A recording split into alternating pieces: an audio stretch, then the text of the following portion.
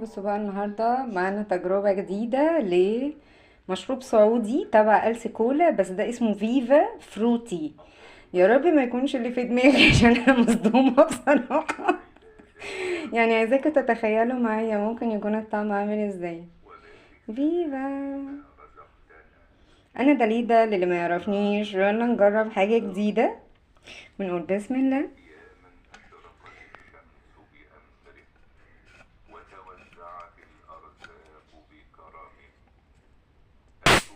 اوبا.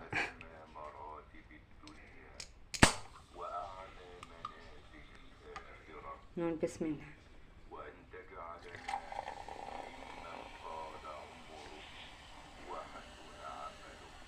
مش عارفة، انا خايفة يا جماعة والله، يعني حاسة ان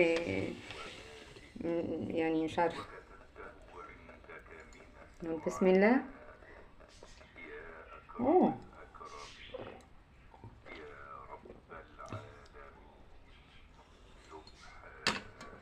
طيب وهو مبدئيا كده، يعني من وانا لسه الطعم في بقي، هي لونها احمر قوي زي الشربات يا شربات.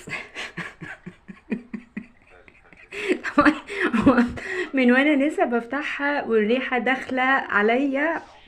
دوا كحة كنا بنجري منه زمان كلنا، ده بجد على فكرة. لدرجة ان الطعم هو مسكر قوي ودوا كحة قوي، الطعم مش عايز يعدي في زورك، فاعتقد لا مش يعني انا التجربة بالنسبة لي، يعني انا كنت متخيلها بصراحة. اللي عجبه الطعم ده يا ريت يقولي في الكومنتس وقولوا لي عايزين نجرب ايه كمان جديد. فيفا. الطعم مش احسن حاجة ومش فوق، يعني ما جاش يعني انا كنت متوقعة بصراحة. فقولوا لي في الكومنتس مين اللي حبه ومين ما حبوش. ترى